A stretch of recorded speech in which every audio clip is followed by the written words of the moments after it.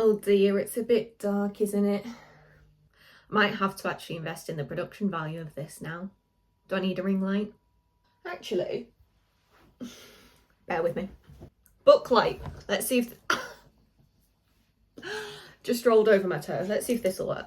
Oh. Doesn't look great, does it? Oh! Right then. Second book in the last hours. Chain of Iron. So, obviously at the end of the last book, we had the whole will you marry me situation, where Cordelia and James agreed to a year-long marriage because Cordelia basically ruined her life by saying she had sex with someone before marriage. So James was like, well, to make it plausible, marry me. So this book starts like before the wedding. It's about to be the wedding. And I was so like conflicted about this because I actually kind of wanted them to get married. But at the same time, I was like, once they realise they're in love, is that going to cause issues? They're going to be like, whoa, this is too fast. Like, should we get divorced to then remarry later in life? I don't know, but I kind of love it. So obviously, they're about to get married. James has made an agreement with Cordelia. He will not talk to Grace. He won't see her because he needs to look like a loyal husband. So you can imagine my frustration when Grace shows up to the fucking wedding and they're like, let's have a little chat. Bro, we're not even in the marriage yet and you've... Anyway, Grace actually, bless her heart, love her for this, tries to take the bracelet off James before the wedding. They're like, let's go meet in this other room and have a little chat. And Grace goes and waits for him. And Tatiana shows up. And she's like, you're not taking that bracelet off him. You are not raising that spell. Did you really think I was gone for good? And Grace is like, oh shit. My freaky ass mother is here. And actually something that I loved about this book was that we had Grace chapters where it was flashback chapters of Grace's childhood.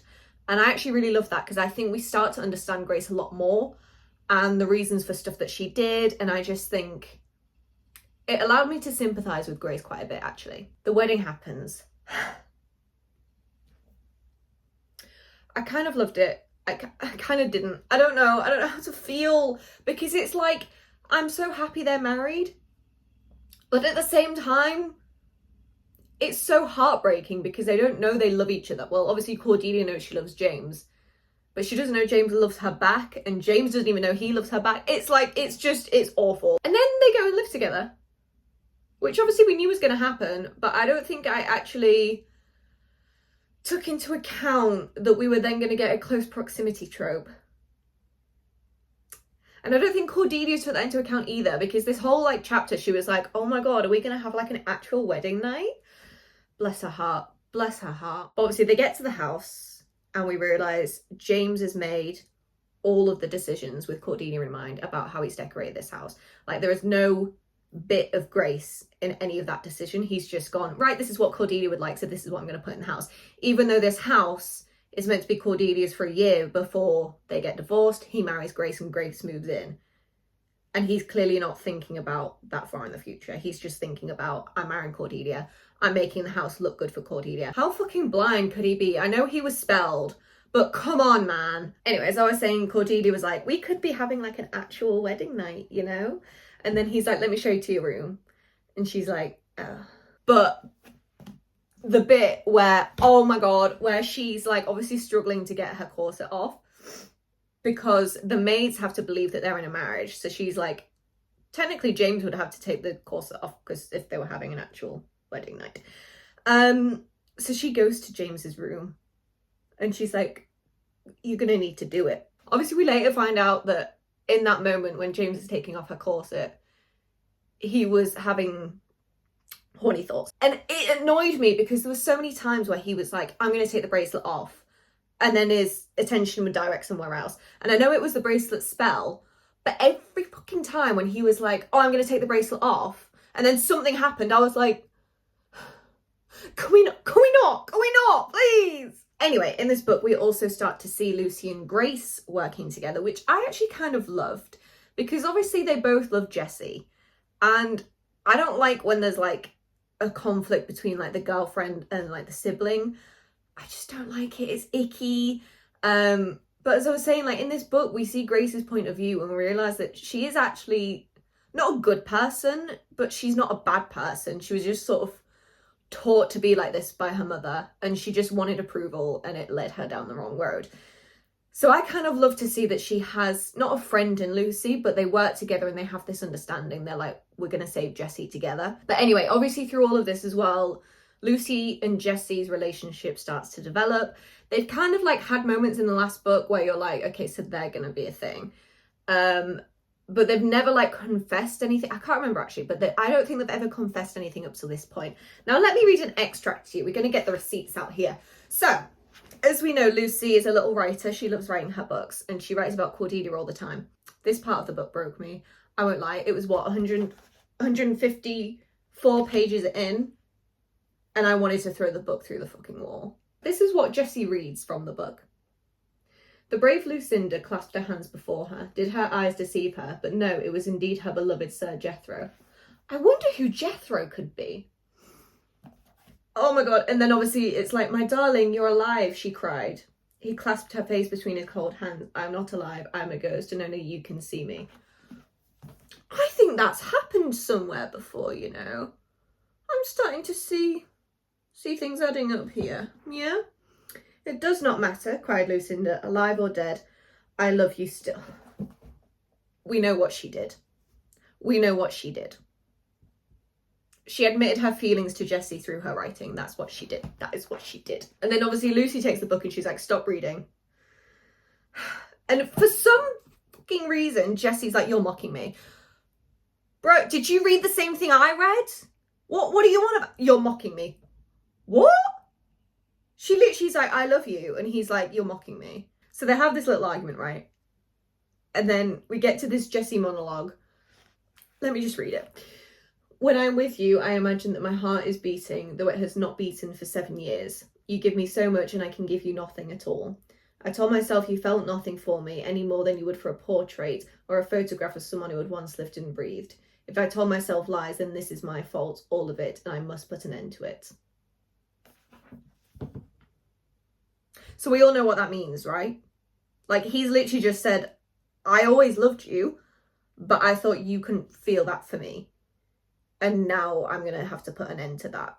So, as if that little confession wasn't enough from Jessie, in the same chapter, Cassandra Clare decides to switch point of view to James. And let me just read this to you about Cordelia, okay? Bear in mind he still has the bracelet on at this point, so he's not in love with Cordelia, apparently.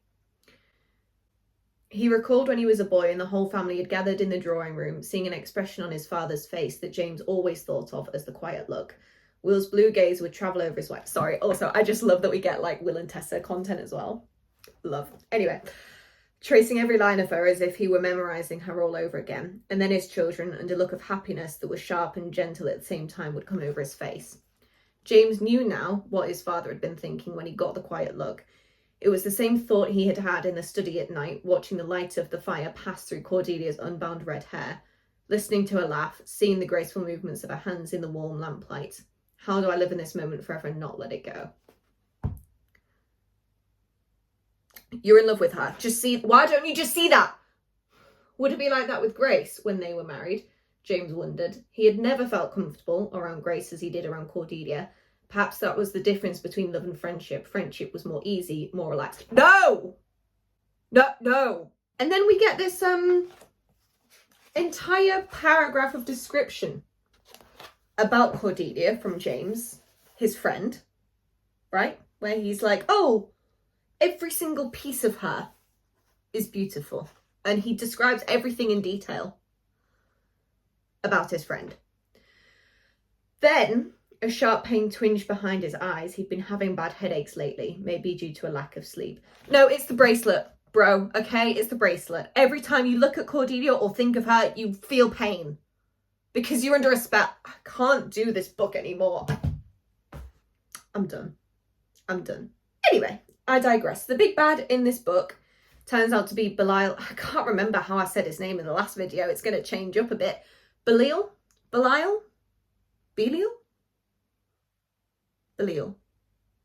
Belial is possessing Jessie's body to go and kill some shadow hunters because he wants a way to walk the earth, because he just wants to take over London for some God knows reason.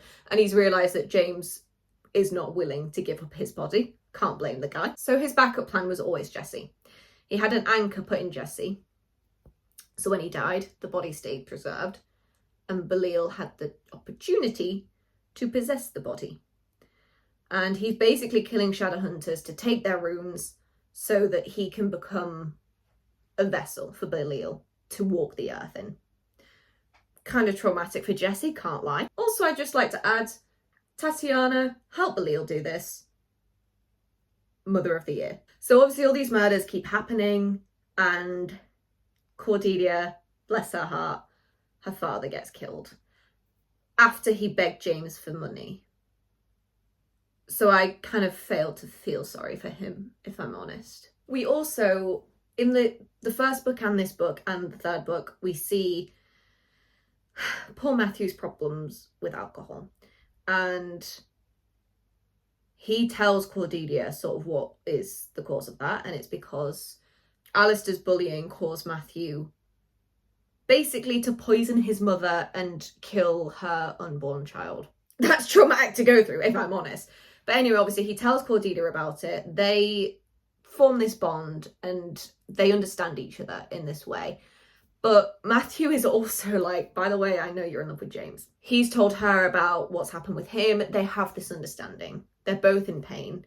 And they become closer in that moment, I think. And this is sort of where the love triangle starts to take shape, because I think Matthew falls in love with Cordelia because of the way she understands him. Like I said in the last video, Cassandra Clare makes us do emotional overtime, because at this point I was thinking, you know what? I feel like Matthew needs love as well. After everything he's been through, I just wanted him to have some love. And I think when it turned out that he was in love with Cordelia, I was like, that could work. It could work. Now, Cordelia starts to think that there's something wrong with her sword, Cortana, because it burns her when she touches it. And she's like, she's had these sort of messages along the way where it's like, oh, Waylon the Smith can help you.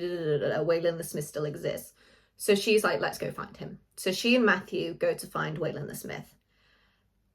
When she finds him, he's like, yeah, of course I'll fix your sword if you become my paladin. And she's like, oh, what's that? And he's like, oh, well, you'll just have more power and you'll be able to defeat demons like in my name. Basically, you'll fight in my name. And she's like, yeah, absolutely, I want to be a hero. Of course, we later find out that that was not Waylon the Smith. And the fairy who told Cordelia that Waylon the Smith still exists, I think, was it Lilith? I remember Lilith was like manipulating her into making this decision, because it wasn't Waylon the Smith, it was Lilith. And Cordelia became the paladin of Lilith. As if my girl hadn't already been through enough. Anyway, obviously these murders are happening. James starts to think it's him, which kind of in a way reminded me of, you know, in the TV show when Jace becomes the owl and he's like kind of possessed. It kind of reminded me of that in a little way. But yeah, James thinks that Belial is actually kind of possessing him at night and forcing him to go and kill people. So he's like, right, I'm gonna lock myself in my room. All my friends can be around to stop it from happening or to witness it or whatever the plan is. So everyone's in the house. James goes to bed. Cordelia sits at his side. And yeah, everyone goes to bed. Except for Thomas. My lovely Thomas, who's obviously in the last book, his sister died. So he kind of feels like he needs to do more to help protect the people he loves. And he doesn't like sitting still. So he leaves. And he's like, I'm just going to go out on patrol because I need to do more than sit around. Fair enough to him. Anyway, he comes across a murder. And I knew in an instant, I was like, oh my God, this is going downhill. This is going to end badly. So he sees Lillian Highsmith on the floor and he tries to help her. He tries to heal her, but obviously to a group of Shadowhunters who come across this scene of a young boy with a dead woman in his arms covered in her blood, it looks like he killed her. So he gets arrested. And then who shows up but Alistair? Now, we all remember in the last book the little romance that was sort of going on with Thomas and Alistair in Paris. So when Alistair showed up, I was like, where's this going? Where is this going? Let me read the extract to you. Let's get the receipts back out. So Alistair says, I was in Golden Square when Thomas was passing through. I also heard Lillian Highsmith scream. I saw Thomas run to help her. She was already dying when he got there. He never harmed her. I'll swear to it. So then they're like, well, why were you there? Like, why were you there? How did you witness that? Because I was following him. I've been following Thomas for days. I knew he was going out on these insane night patrols by himself, and I wanted to make sure that he was safe. Cordelia is fond of him. Yeah, just Cordelia, I bet. Yeah. We all know why you were actually following him, Alistair, and that's because you're fond of him. And you knew that he was going to get himself killed or in a situation like this, and you wanted to protect him. So then they're like, oh, well, we can't prove anything without the mortal sword. Obviously, this is a sword that if they hold it, it forces them to tell the truth. So they're like, both Alistair and Thomas will be held here until the mortal sword gets here, and we can try them both. So obviously they get locked up together, and they get to talking, which we all knew was happening. And Alistair basically is like, I hated you because you were happy, because you had friends, like, people liked you. But the way I treated you and your friends in school should not be forgiven. And I'm like, actually, I love that. I love that Alistair's owning up to this. And he's like, if you don't forgive me, I don't blame you for that. Then Thomas comes out with, I've been trying to hate you. For what you did to Matthew, you richly deserve to be hated for what you've done. And then Alistair's like, it wasn't just his mother I slandered, it was your parents too. Stop pretending you're only upset on behalf of Matthew. Hate me on your own behalf. Thomas, no. No. Can I just show you where we are in this book? 2 books, 420 pages in, and they only just start to have moments like this. And the 3rd book doesn't get much better, does it? A little bit later on in the book, because we switched POVs for a little while. You all know which bit of the book I'm getting to now. Thomas basically is like, oh, I felt really bad for you when your dad died. Like, all I could think about was you and how you must be feeling. So Alistair says, you should hate me, not be thinking about what I must be feeling. I think I partly hated you for it, for being so kind. I thought he must have so much to be able to be so generous. And I thought that I had nothing. It never occurred to me that you had secrets too. And then Thomas says, you were always my secret. This whole time. Oh my God. The whole time. Anyway, obviously they then kiss. And Thomas is like, just imagine, what if we'd never gone to the academy together? What if none of those things had happened and Paris was the first time we'd met and this was the second? I'm so happy that we finally got a moment like this, because I was getting worried for a second there. Because I was really worried, because obviously we also have Anna and Ari not agreeing at the moment. Well, they are kind of agreeing on some level. They're doing like that whole exes with benefits thing, which I kind of hate, because I'm like, we all know that both of them are going to get hurt. And we'd also had Thomas and Alistair not getting along. I was like, why are the gays problems in this book? We need the representation, and they're all messed up. But this was the start of something where I was like, okay, finally, we're getting somewhere. We all know what happens then, don't we? Because Alistair's then like, oh no, your friends hate me, so I don't want to put you through that. And when I finished the book and I realised there was actually no resolution to that, I was like, something better happen in the 3rd book. I swear to God. Because you cannot do that to me. You just can't. You just can't, okay? Meanwhile, whilst all of this is going on, James decides that he is going to kind of go into a dream realm with the help of Agnes, who we later find out is Lilith, so that he can spy on Belial and see what's going on. Obviously, he gets injured, and it's thoughts of Cordelia that bring him out of that. And they start to have like this deep conversation as she's healing him, and they start to kiss, and then James hears like this little pang as if metal is just broken, and I was like, this is it. Bearing in mind this isn't halfway through the book, it's towards the end of the book, but that doesn't matter. The bracelet has come off. Basically, James got so horny for Cordelia that he broke the spell. But he for some reason, just doesn't realise. He's like, oh, the bracelet broke. Oh, well, let's carry on. And then there's the final battle. I was like, we're not going to talk about that. We're not going to realise what our feelings are.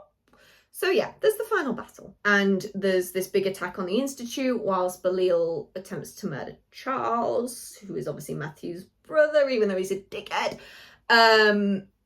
So Matthew, James and Cordelia find Charles half dead. And of course, Belial shows up in Jesse's body. Obviously, by this point, Cordelia is the paladin of Lilith, which she doesn't know yet. So this big battle commences. I mean, Matthew and Charles, I think at this point are frozen, which is kind of funny. Like, they just come out of this and they're like, what the hell has happened? So this big battle happens. Cordelia raises Cortana and Lilith shows up. And that's when we realise she's been manipulated this entire time and she's the paladin of Lilith. So every time she raises her sword, she could summon Lilith to Earth. So Cordelia's like, oh, that's a problem. That's a problem. Under Lilith's power and control, Cordelia goes after Belial. But Lucy shows up and she's like, stop, because it's Jesse and I'm trying to save Jesse, and if you kill him, Jesse will die. Of course, bless Lucy's heart, it doesn't work, and Cordelia does in fact kill Belial in Jesse's body. So she kills Belial and Jesse, I guess. But because Jesse's soul like still exists, Lucy's like, I can still bring him back. So yeah, they know the body is going to be taken to the sanctuary anyway, and Lucy's agreed to meet Malcolm Fade and Grace in the sanctuary so they can run away to Cornwall to try and save Jesse. But we'll get into that. After the big battle, Cordelia and James return home. And at this point, James has sort of started to figure out what's going on with Grace. And he's like, we need to talk about this. Me and Cordelia need to talk about this. And they're about to get into it when there's a knock at the door. Because why wouldn't there be? Why would there not be an interruption in one of the most important conversations in this whole book series? He's like, oh, it's probably just my dad. Like, just go upstairs and I'll tell him to go away. So Cordelia goes upstairs. He opens the door and it's Grace.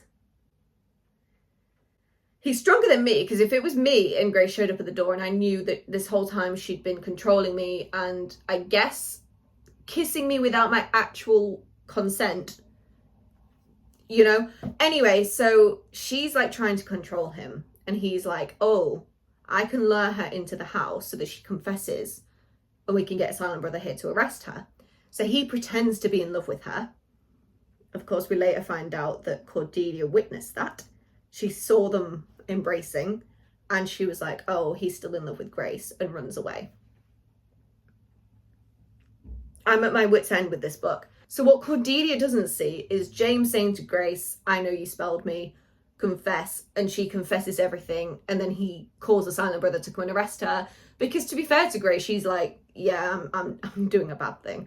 But I understand her situation, because she, this whole time, has sort of been forced to do this by her mum, by Tatiana, and she doesn't see a safe way out. So she's like, James is my safe way out if I can just control him long enough. Obviously it doesn't work. She gets arrested, but she kind of goes willingly as well, which I kind of love. But yeah, so James then is like, oh, I'll go find Cordelia.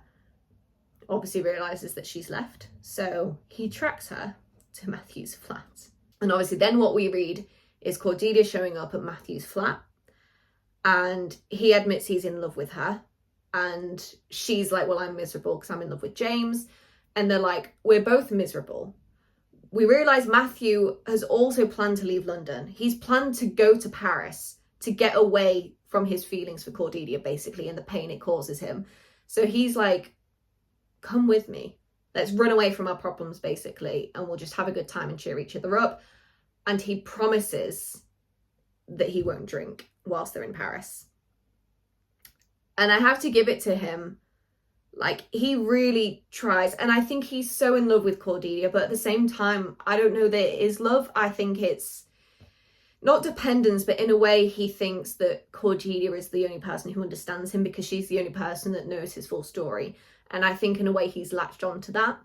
But I also kind of love the idea of them in Paris together. But at the same time, I was like, no, because James has just woken up from the spell. And if they go, James is going to lose Cordelia and his best friend. Oh, that's a messy situation, isn't it? So whilst all this clusterfuck is going on, Lucy goes into the sanctuary where Jesse's body is being kept. And she's like, let me just try and use my power one last time to try and bring him back. I can bring him back with my power. And she does. She uses her power to her full capacity. And she's like, I command you to live, Jesse. I command you to come back to life. And he comes back to life, but she then collapses. And Malcolm Fade shows up and he's like, what the hell is going on? So he has to then, he doesn't kidnap them, but I suppose it looks that way because Malcolm Fade, Lucy, and Jesse's dead body disappear to Cornwall, which is kind of sus. So then James shows up to Matthew's flat, and I think it's the doorman says, oh, he left with like this really pretty girl. And James is like, yeah, that's my wife. That doorman was like, oh, okay.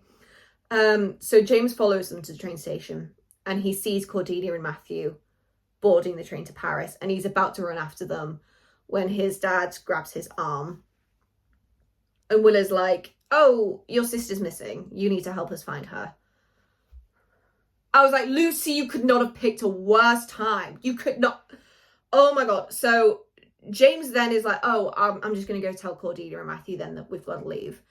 And he's about to like get on the train and talk to them when he's like, but they look so happy. Like maybe I'm just messing this all up if I go and talk to them. So that's how the book ends. Cordelia and Matthew going to Paris together. That's going to end well. James, Will and Magnus searching for Lucy and Jesse's dead body. Lucy and Jesse off with Malcolm Fade because Jesse's alive and Lucy is passed out. And Grace has been arrested by the Silent Brothers. I can't remember where Tatiana is at this point. I think this is the book where she was with the Iron Sisters.